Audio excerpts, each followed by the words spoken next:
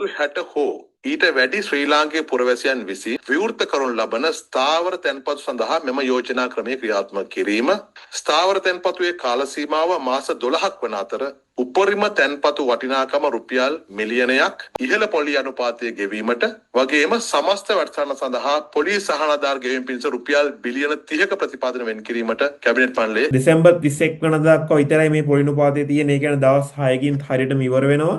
ආයුබෝවන් ඔබ හැමෝටම සුබ නත්තලක් කියලා ප්‍රාර්ථනා කරන ගමන්ම ස්ථාවර තැන්පතුකරුවන්ට සුබම සුබ ආරංචියක් තිබෙනවා. හැමෝම බලන් හිටියේ ඉහළ තැන්පතු පොලි අනුපාතයක් ලබා ගන්න. සුවිශේෂී පොලි අනුපාතයක්. මේ සුවිශේෂී පොලි අනුපාතය මොකක්ද කියලා අපි කතා කරමු. ඉතින් ඔබ දන්නවා අතිගරු ජනාධිපතිතුමා මුදල් අමාත්‍යවරයා විදිහට ගැසට් එකක් නිකුත් කරා 2025 7 වෙනි මාසේ 1 සිට 2025 12:31. ඒ කියන්නේ තව හරියටම දවස් 5න් මේ 31 ඒ කියන්නේ මේ අවුරුද්ද ඉවර වෙනවා.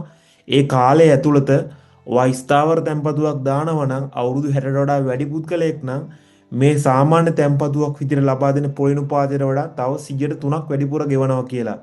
ඒ කියන්නේ මේ දවස්වල සාමාන්‍ය තැන්පතුවක් විදිහට 8ක් විතර තමයි ගෙවන්නේ. ලක්ෂ 10ක් දැම්මොත් මේ වනකොට මුළු පොලිය විදිහට ඔබට 80000ක් ගන්න පුළුවන්.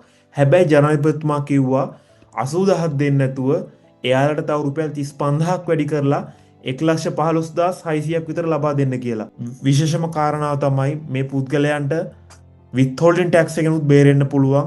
ලක්ෂ 18ට වඩා ආදායමක් අවුරුද්දකටම ලැබෙන්නේ නැත්තම්. නමුත් අයවැය ඉදිරිපත් කිරීමේදී ජනාධිපතිතුමා මේ ලබා දුන්නේ 2025 12 වෙනි මාසේ 31 වෙනිදා දක්වා පමණයි. ඉතින් අද 25 වෙනිදා තව තියෙන දවස් 6ක් විතරයි. ඉතින් මෙතනින් පස්සේ මේ පොලි අනුපාතයට මොකක්ද වෙන්නේ? ඉතින් මේක තමයි සුබම කාරණාව. දැන් වෙද්දී අමතර 103ක් දුන්නාම 11.5යි 6ක වගේ තැන්පතු පොලි අනුපාතයක් තමයි අපිට ලබා ගන්න පුළුවන් වෙන්නේ. ඒ කියන්නේ ඔබට ලැබෙන්නේ 11.5යි 6ක් දැන් වෙද්දී. මේ අමතර 103ත් එක්ක. ඉතින් මේ 11.5යි 6 වගේ නෙවෙයි 15ක් කියන්නේ සාමාන්‍යයෙන් ඔබ කලින් 1,35,000ක් ගත්තත් බලන්න කලින් සාමාන්‍ය තැන්පතු 80000ක් ගත්තා 1,15,600ක් ගත්තා මේක අපි 15ක් කරොත් 1,50,000ක් ගන්න පුළුවන්. ඒ කියන්නේ සාමාන්‍ය තැන්පතුවකට වඩා 70000ක් විතරම වැඩිපුර. ඉතින් හරියටම තව දවස් 6කට පස්සේ අලුත් අවුරුදු උදා වෙනවා. හරියටම ජනවාරි 1 වෙනිදා ඉඳන් මේ සුවිශේෂී අමතර 3%ක් දීපු මේ පොලි අනුපාත ක්‍රමවේදය ඉවර වෙනවා. මෙතනින් පස්සේ මේක මේ ආකාරයටම ක්‍රියාත්මක වෙන්න පුළුවන් නැත්නම් කැන්සල් වෙන්න පුළුවන්. මේක වැඩි කරන්න පුළුවන්. මාධ්‍ය සාකච්ඡාවකදී නියෝජ්‍ය අමාත්‍යවරයෙක් පවසලා තියෙනවා මේ පොලි අනුපාත අනිවාර්යයෙන්ම ජනතාව වෙනුවෙන් වැඩි කරනවා කියලා. ඉතින් මෙතනදී 15ක් ලබා දෙන බව තමයි පවසන. නමුත් මේක ජනාධිපතිතුමා ඔෆිෂියලි කියලා නැහැ. කියලා තියෙනවා 15ක් ලබා දෙනවා කියලා. මොකද හරියටම තව දවස් 6කින් මේ තැන්පතු ක්‍රමවේදය ඉවර වෙනවා. එතකොට අනිවාර්යෙන් අලුත් එකක් පටන් ගන්න ඕන. එතනදී 15ක් ලැබුණොත් අපේ ජ්‍යෙෂ්ඨ පුරවැසියන්ට ලොකු ජයග්‍රහණයක් වෙනවා මේක. ජ්‍යෙෂ්ඨ පුරවැසියන්ට 15ක් ලබා දෙනවා කියලා මේ වගේ නිවුසුත් යනවා මේ වනකොට. මේ අනෙක් විදිහට 15ක් ජ්‍යෙෂ්ඨ පුරවැසියන් ලැබෙන්න පුළුවන්. එහෙම වුණොත් අනිවාර්යයෙන්ම රජය විසින් ගැසට් එකක් ගහනවා. ඉතින් 15ක් අපේ ජ්‍යෙෂ්ඨ පුරවැසියන් ලැබුණොත් අනිවාර්යයෙන්ම ඒක ලබා දෙන්න කලින් ජනාධිපතිතුමා පාර්ලිමේන්තුවේදී ඒක ප්‍රකාශ කරනවා. එහෙම නැතුව ඔබ ගිහින් බැංකුවේ විමසන්න එපා බොරුවට. ඔබ රස්තිය දුවන එක විතරයි වෙන්නේ. මෙහෙම දෙයක් ජනාධිපතිතුමා අනිවාර්යෙන් ප්‍රකාශ කරොත් ඊට පස්සේ ගැසට් එක ගහලා ඒක චක්‍රලේඛ ලැබෙන බැංකුවලට. චක්‍රලේඛ ලැබුණාට පස්සේ තමයි බැංකුවෙන් අපිට මේ තැන්පතුවට ඉහළ තැන්පතු පොලි අනුපාතයක් ලබා දෙන්නේ. ඒ වගේම තමයි ගොඩක් දෙනා වැරදිව තේරුම් ගන්න දෙයක්. දැනටම අවුරුද්දකට මාස 6කට කල්පිරෙන්න ස්ථාවර තැන්පතුවක් දාලා තිබ්බොත් දැන් මේ වගේ එකක් ලබන මාසේ සම්මත වුණොත් එතකොටම ඔබට 15ක් ලබා දෙනවා කියලා තමයි ගොඩක් දෙනා හිතන්නේ. එහෙම නෑ. ඔබගේ තැන්පතුව කල් පිරෙන්න ඕන. එහෙම වුණොත් තමයි ඔබට මේ තැන්පතු පොලි අනුපාතය වැඩි පොලි අනුපාතයක් ගන්න පුළුවන් වෙන්නේ. එහෙම නැතුව ඔබ දැන් මාස 6ක් අවුරුද්දකට කලින් දාපුවකට තාම කල්පිරෙන්න කලින් වැඩි වුණා කොච්චර පොලි අනුපාත වැඩි වුණත් ඔබට මේ පොලි අනුපාත ලබා ගන්න වෙන්නේ නැහැ. ඔබේ තැන්පතුව කල්පිරෙන්නම ඕන. ඉතින් ඒක අනිවාර්යයෙන්ම සැලකිලිමත් වෙන්න ඕන. ඉතින් මේ කියන ආකාරයට 115 තැන්පතු අනුපාතයක් ලැබුණොත් ඔබ ලක්ෂ 10ක් වගේ දාන ජ්‍යෙෂ්ඨ පුරවැසියෙක් නම් ඔබට ගන්න පුළුවන් මාසෙකට රුපියල් 12500ක්. රුපියල් 12500ක් ගන්න පුළුවන්. කලින් ගන්න පුළුවන් වෙන්නේ රුපියල් 7000 ගණක් විතර. ඒ වගේම තමයි මාසෙකට 12500ක් ගන්න පුළුවන් කියන අවුරුද්දකට ගන්න පුළුවන් 1,50,000. ඒ ලක්ෂ 10කට. හැබැයි ගොඩක් අපේ ජ්‍යෙෂ්ඨ පුරවැසියෝ ඉල්ලන දෙයක් තමයි ලක්ෂ 10කට වඩා ආයෝජනය කරන්න අවස්ථාවක් ලබා දෙන්න කියලා. ලක්ෂ 20ක් දැම්මොත් ඔබට මාසෙකට ගන්න පුළුවන් රුපියල් 25000ක්. රුපියල් 25000ක් ලබා ගන්න පුළුවන්. සාමාන්‍ය සමහර කට්ටිය මාසික පඩිය වගේ ගාණක්. ඒ වගේම තමයි අවුරුද්දකට පස්සේ රුපියල් ලක්ෂ 3ක් ලබා ගන්න පුළුවන් ලක්ෂ 20ක් දැම්මොත්. පොලිය විතරක් ලක්ෂ 3ක් ගන්න පුළුවන් අවුරුද්දකටම. ඉතින් ඒක ඉහළ තැන්පතු පොලි නිපාතයක්. ඒ වගේම තමයි ජ්‍යෙෂ්ඨ පුරවැසියෙකුට බේරෙන්න ලේසියෙන් පුළුවන් විත්හොල්ඩින් ටැක්ස් එකෙන්. නැත්තම් මේ ලක්ෂ 3ක් විතර ගත රුපියල් 30000ක් විතරම කපා ගන්නවා. මට ලක්ෂ 18කට වඩා වාර්ෂික ආදායමක් ලැබෙන්නේ නැහැ කියලා ෆිල් කරලා ඉදිරිපත් කරන්න ෆෝම් එකක් තියෙනවා. ඒක ඉදිරිපත් කරන්න පුළුවන්. ඒ 10% බද්දෙනුත් නිදහස් වෙනවා. ඉතින් ගොඩක් අපේ ජ්‍යෙෂ්ඨ පුරවැසියෝ බලාගෙන ඉන්නේ තමන්ට අවශ්‍ය කරන බෙහෙත් ටික නැත්තම් අත්‍යවශ්‍යම බාහන ටිකක් මාසේ මුල හෝ අග මේ තැන්පතුවෙන් ලැබෙන පොලියෙන් ලබා ගන්න. ඉතින් අපි ජ්‍යෙෂ්ඨ පුරවැසියන්ට අනිවාර්යයෙන්ම 15%ක් හෝ ඊට වඩා අනිවාර්යයෙන්ම ලබා දෙන්න ඕන. දැන් ලැබෙන්නේ 11.5යි 6ක් වගේ. සමහර ජ්‍යෙෂ්ඨ පුරවැසියෝ ඒක දන්නෙත් නැහැ. ඔවුන් හිතන්නේ 8ක් විතර ලැබෙනවා කියලා. ඉතින් අපි නිරන්තරයෙන්ම දැනුවත් කරා 8ක් නෙමෙයි ඔබ අවුරුදු 60ට වඩා වැඩි පුද්ගලයෙක් නම් ලංකාවේ ඉපදිච්ච කෙනෙක් නම් ලංකාවේ අයිඩෙන්ටිටියක් තියෙනවා නම් 11.5ක් ලබා ගන්න පුළුවන් කියලා. ඒතකොට අමතර 3%ක්නේ. සමහරට ලක්ෂ 10ක් විතර දාන කෙනෙක්ට ඒකත් 25000ක් විතරම ලාභයක් ගන්න පුළුවන්. ඉතින් එහෙ විතරක් නෙමෙයි 15%ක් ලබා දුන්නොත් ලොකු ලාභයක් ලබා ගන්න පුළුවන්. අපි පොඩ්ඩක් බලමු මේ දවස්වල රජයේ බැංකු පෞද්ගලික බැංකු මේ පෞද්ගලික සමාගම් වලින් ස්ථාවර තැන්පතු වලට ගෙවන පොලි අනුපාත. මුලින්ම මම යන්නම් රජයේ බැංකුවකට NSB බැංකුවට. NSB බැංකුවේ බලමු තැන්පතු කළුවන්ට ගෙවන පොලි අනුපාත. ස්පෙෂල් ෆික්ස්ඩ් ඩිපොසිට් සීමා කියලා තියෙනවා සීනියර් සිටිසන්ස්ලට. ඉතින් මෙයාලට දෙසැම්බර් 31 වෙනිදා දක්වා විතරයි මේ පොලි අනුපාතය තියෙන්නේ. ඒ කියන්නේ දවස් 6කින් හරියටම ඉවර වෙනවා.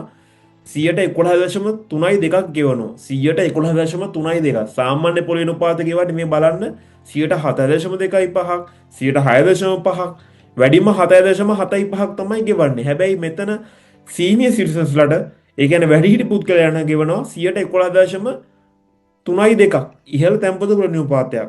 අපි බලමු LP ෆයිනෑන්ස් කම්පැනි එක. නෑ ෆෑන් ඒසියා එකට යන්කෝ. ෆෑන් ඒසියා එකේ මාසෙකට 7ක් ගෙවනවා. මාසයක් කියන්නේ ඉතාම කෙටි කාලයක්. ඒ ඇතුළත 7.0ක් කියන්නේ හොඳ පොලි අනුපාතයක්. ඒ වගේම මාස 3කට 7.75යි මාස 4කට 8ක් ගෙවනවා මෙයාලා. මාස 6කට 8.11ක්. මාස 7කට 8.25ක්. මෙහෙම ගිහිල්ලා මාස 13කට නම් මාසිකව ගත්තොත් 9.15ක් ගන්න පුළුවන්. ඇනුවල් ඒ කියන්නේ අවුරුද්දකට ගන්න ගියොත් 9.54ක්. කල්යන්න සමහර අවස්ථාවලදී පොලි අනුපාත වැඩි වෙනවා. මේ 10% ගණන් තියෙන එනවාට දිගු කාලයකට ස්ථාවර තැන්පතුවක් දාන එක නුවණට හොඳ නැති දෙයක්. ලංකා බැංකුවේ ජ්‍යෙෂ්ඨ පුරවැසියන්ට ඉහළ තැන්පතු පොලි අනුපාතයක් ලබා ගන්න පුළුවන්. නමුත් එයාලා මේ වෙබ්සයිට් එකේ දාලා නැහැ. කෝල් කරලා බැලුවට පස්සේ 11.5යි 6ක් වගේ ලබා ගන්න පුළුවන්. මෙයාලා සාමාන්‍ය තැන්පතු කරුවෙකුට නම් දවස් 100කට 7.25ක් දෙනවා. දවස් 200කට 7.4යි බිඳුවක්, දවස් 400කට 8ක් ලබා දෙනවා. LB ෆයිනෑන්ස් කම්පැනි එකේ අසීසුරු මෙන්න මෙයාලගේ දෙනවා මාසෙකට 7.2යි බිඳුවක්. දවස් 50කටත් මෙයාලගේ තියෙනවා 7.2යි බිඳුවක්. මෙහෙම ගියාට පස්සේ මෙයාලගේ මාස 5කට වැඩි පොලියක් ලබා දෙනවා 8.1.4. ඒ වගේම අවුරුද්දකට ලබා දෙනවා 8.5යි බිඳුවක්. මං එතනින් එහාට පොලි අනුපාත ගැන කතා කරන්නේ නැහැ. මොකද ලොකු කාලයක් කියන්නේ අපේ යම්කිසි අවදානමක් තිබෙනවා. ප්‍රයිවට් බැංක් එකක් ලංකාවේ තියෙන හොඳම ප්‍රයිවට් එක බැංක් එකක් මේකත්. මාසෙකට 6.5ක් මාස දෙකකට 7ක් ලබා දෙනවා. මෙයාලගේ දින 75 ප්ලෑන් එකක් තියෙනවා. ඒකෙදි 8ක් ලබා දෙනවා. කලින් ෆයිනෑන්ස් කම්පැනි එකේ දින 50 ප්ලෑන් එකක් තිබ්බා. ඒකෙදි ලබා දෙන පොලිය බලන්න. මේකේ ලබා දෙන පොලිය බලන්න. දවස් 50කටත් මෙයාලගේ තියෙනවා 7.2යි බිඳුවක්. මේවා සංසන්දනය කරලා බලන්න වැඩි පොලි අනුපාතයක් ලබා දෙන්නේ මොකද්ද කියලා ඔබම තීරණය කරලා ස්ථාවර තැන්පතුවක් දාන්න. මේකේ දවස් 100කට 8ක් ලබා දෙනවා. දවස් 200කට 8යි දවස් 300කට අඩු වෙලා තියෙනවා 0.75ක් අඩු කරලා. සාමාන්‍යයෙන් ඔබ ලක්ෂ 10ක් විතර දාන්න ඉන්න පුද්ගලයෙක් නම් හිතන්නකෝ 8ක් ලබා දෙනවා කියලා දවස් 200කට. ඉතින් එතකොටම ඔබට ගන්න වෙන්නේ දල වශයෙන් මම හදලා පෙන්නන දවස් 200කට නම් මාස 6ක් වගේ අපි දාමුකෝ. 6ක් නෙමෙයි 7ක් විතර.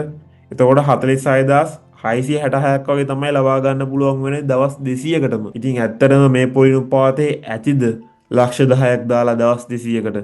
ඊට වඩා ඔබ කරන ව්‍යාපාරයක් නැත්තම් මීට වඩා යම්කිසි පොඩි හරි අවදානමක් අරගෙන ඔබගේ ගෙවත්තේ ඇග්‍රිකල්චර් කෘෂිකර්මාන්තයෙන් ව්‍යාපාරයක් ඔබට පටන් ගන්න පුළුවන් අලුතින් හිතන්න. එහෙම නැත්තම් වෙන ආයෝජන කරන්න පුළුවන්. ඒ වගේම තමයි තව ඔබට මම විශේෂම කාරණාවක් මේ අවස්ථාවේදී පෙන්නනවා. වෙන ආයෝජන කියද්දී එක්කෙනෙක් අහලා තියෙන ගෲප් එකේ මාසෙකට රුපියල් 50000ක වගේ පොලි මුදලක් අතට එන්න කීයක් වගේ ෆික්ස් ඩෙපොසිට් එකේ ඩෙපොසිට් කරන්න ඕනද කියලා. කට්ටිය දාලා තියෙනවා. එක්කෙනෙක් දාලා තියෙනවා මේ එක එක කතා දාලා තියෙනවා. ලක්ෂ 30ක් දාමුළු මාසෙකට 50000ක් ගන්න පුළුවන් සර්. එතකොට ලක්ෂ 25ක් දැම්මොත් ඒත් 50000ක් ගන්න පුළුවන්ලු මාසෙකට. එක්කෙනෙක් දාලා තියෙනවා ලක්ෂ 10යි. එක්කෙනෙක් දාලා තියෙනවා ලක්ෂ 15ක් දැම්මත් මාසෙකට 50000ක් ගන්න පුළුවන්ලු. එයාලගේ ෆෝන් නම්බර්ස් දාලා තියෙනවා කතා කරන්න කියලා. හැමෝම දාලා තියෙනවා එයාලගේ එක එක කතා. මේ වගේ කමෙන්ට් එකකට එනවා හොඳම ස්කැමර්ස්ලා සෙට් එකක්. ඉතින් මෙතනදී මම මේ කට්ටිය ස්කෑම් කියලා කියන්න බෑ. මේ ඕනම කෙනෙක්ට ඉන්වෙස්ට් කරද්දී එයාලගේ බිස්නස් මොඩියුල් එක අනිවාර්යෙන්ම අහගන්න ඕන. ඒ කියන්නේ මම ලක්ෂ 20ක් හරි 5ක් හරි දැම්මොත් ඔයා කොහොමද මාසෙකට මට රුපියල් 50000ක් ලබා දෙන්නේ? ඔයාට කොච්චර පොලිනුපාතයක් ලබා ගන්න පුළුවන්ද? එතකොට ඔයා කොහොමද මෙහෙම ආදායමක් ලබා ගන්න? මේක නීත්‍යානුකූලද?